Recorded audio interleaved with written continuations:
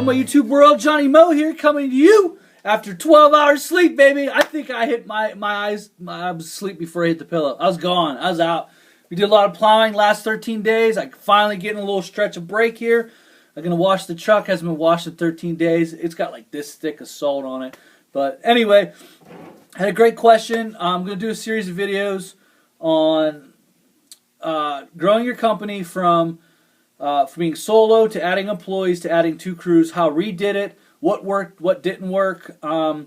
Anything beyond 2 crews I can't help you with because I've never physically done it, and I don't want to do it, just to be honest with you. I found after running a few crews after 3 years, I didn't like it. It was just too expensive. And, you know, after meeting with larger companies, I found out why it was too expensive, because I was paying too high wages. I mean, just being real with you. I'm going to give you the dirty little secrets of these rich companies and what they're doing. A couple of my friends own some really large businesses out of state, and I'm going to tell you straight up how they're doing it, what they're doing to do it. So I just want to be real with you.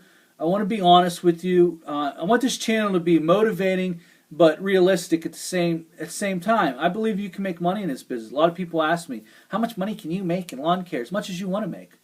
It's just how much are you willing to put up with it to make it. You know, it's very stressful when you have employees out there running equipment that you've bought with your back, and they destroy it. You know, and they will. There's all kinds of things that come up, and so let's get right into us. First video, the truths about business is what I'm going to call this one. We're going to get into what does it look like. How do you know you need to hire an employee? First question: how much money do you want to make? How far do you want to grow? And let's be realistic, guys. Make sure you're living in a place that can handle it. Do you have any million-dollar landscape companies? Do you have a Starbucks? Do you have a mall? Are there any Apple stores in your area? You know, if not, you're going to have to look outside the box to grow your company. And the further out you go, the harder it is going to be to maintain it and do it. So ask these questions. You know, I'm a big believer in just being free financially and doing whatever you want. I believe you can be free at $100,000. I believe you can be free at $200,000. You know, I know some million-dollar companies that are just struggling. They're just making payroll. It's a dog and pony show. They got nice trucks, but honestly, they're just so far indebted. You know, workmen's, just to make payroll, they got a line of credit that they can never get caught up on because they're always borrowing against to make payroll. By the time the money comes in, and money never does come in. But I'm going to give you the dirty secrets on a lot of this. These are some questions that you need to ask yourself. And I'm going to show you what it looks like and what you should have in place before you hire the next guy. First dirty little secret that I'm going to expose is these turf magazines. Yep, I'm going to expose you. False advertising is what I'm going to tell you. Are they making the money? $3-4 million? Yeah, absolutely they're making the money. Here's what they don't show you. You get the nice little cover shot with the owners and their office workers, where generally their sister, their brother, their niece, or something like that. They're office workers. Oh, yeah. Did you notice that they never show their employees, their technicians in the field? Guys, I want you to be thinkers. I want you to be deep thinkers. Don't believe everything you read. I'm a big believer in reading, but there's a lot of stuff in books that just, you got to think beyond the one-line statements, the silliness. Like, I read this book, Grant Cardone's book, If You're Not First, You're Last. He makes this statement. He goes around his puffed up arms. He's a great speaker. I love listening to him, by the way. But he's like, if you're not first, you're last. You're not doing it right. You need to be setting the standards. And he fires you up, and he gets a lot of people to run a lot of different ways, and no one gets anything accomplished, because the honest truth is there's only going to be one first place. Yes, it is. But what I'm telling you, you need to be in the conversation. Grant Cardone is not the best speaker in the United States. I would venture to say that if you ask 100 people, he's not even first in his field. But he's selling books, he's in the conversation, and he's making money. That's where you need to be. That's where you need to be. You don't need to dominate everything. Apple's dominating the phone world, but Samsung is in the conversation. they're making money. Droids are in the conversation. HTC is in the conversation. That means they're making money. I don't want you to be out there just reading things like, oh, I'm going to kill it. I'm going to kill it. Do you have a Starbucks in your town, dude? Guess what? Starbucks looked at your town and said, we can't make any money there, but you're going to run a $5 million business there. Come on, bro. Think. I need you guys to think. You're not going to sit here and do yoga and things are naturally...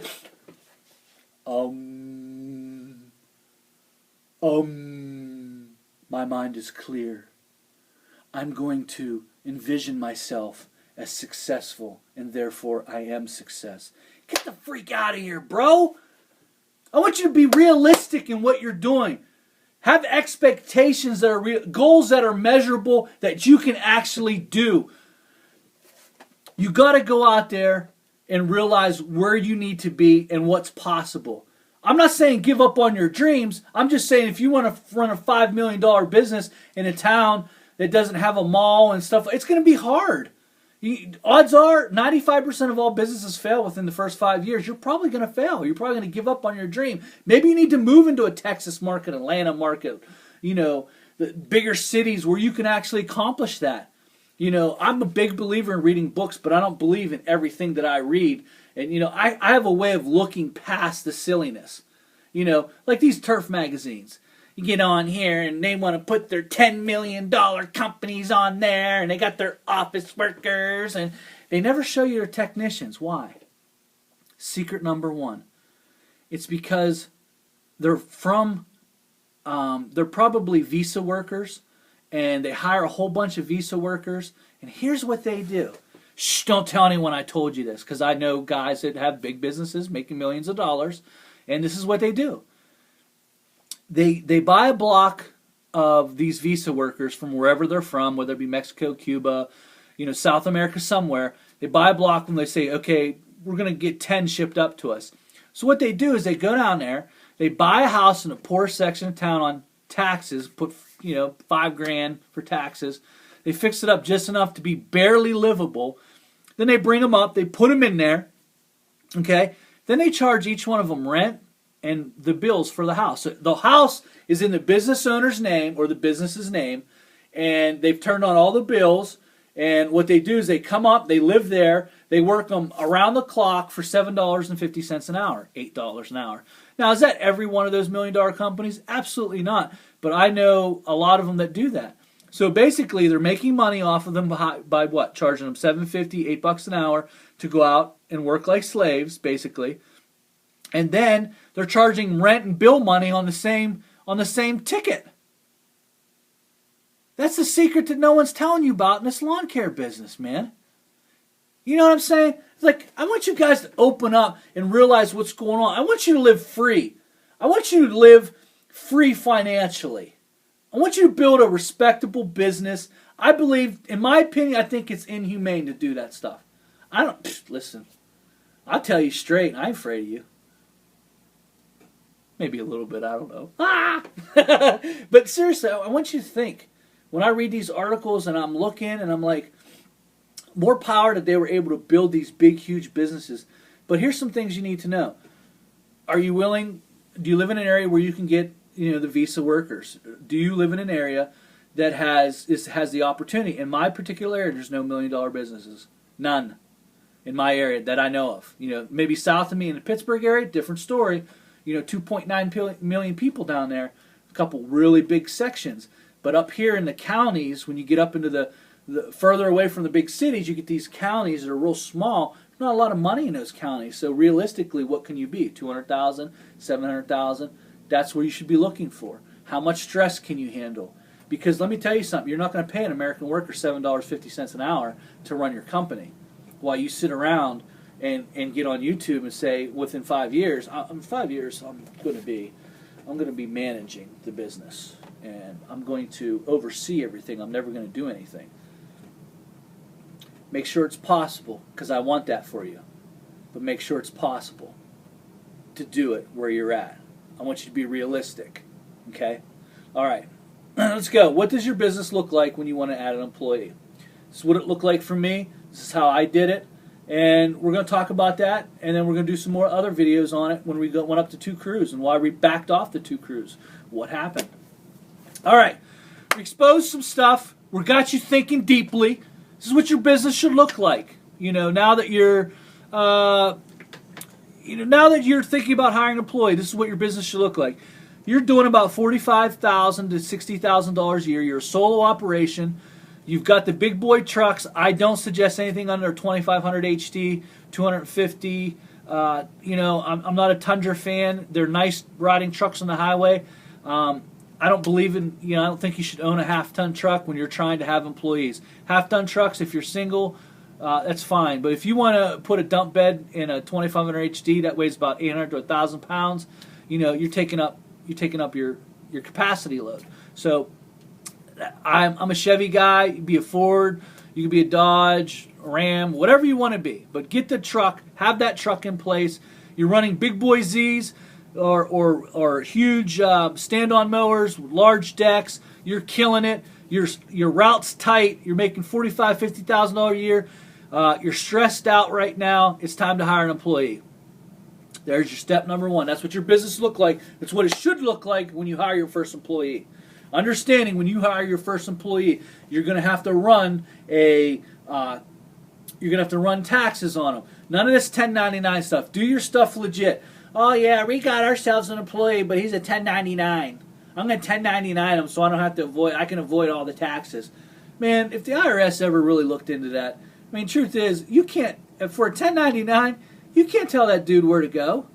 You can't tell him to go over there and wear your shirt. He can't come to work for you at a certain time frame from time frame. That's considered an employee. That guy has to have other business. He has to have a registered EIN number for him to be 1099. He can't be. Get out of here, man. Do stuff right. Workman's comp's going to cost you $10. Unemployment up to $8,500 is going to cost you about 11%.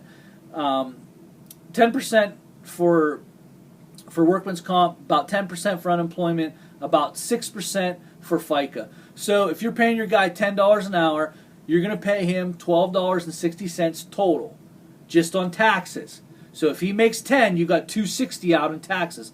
That's what that looks like there, okay? Is that okay? Okay. All right.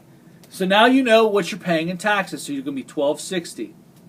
Now you hire your first employee. This is the time to do that. You got your equipment in place. You're doing about $60,000 a year. You just hired your first employee. And now in video number 2, when I do it, I don't know when I'm going to do it, but in video number 2, we're going to go on from there. How I went from 1 employee to two crews. Okay? That's how I did it. And then we're going to start talking about why I didn't like it and some other things. All right? So thanks for tuning in. This is the first video. This is what it looks like when you need your second employee. These are the equipment that you need to have before you even have it. All right, my friends. Have a good one. Don't forget about that. I told you a dirty little secret about what those companies are doing, didn't I?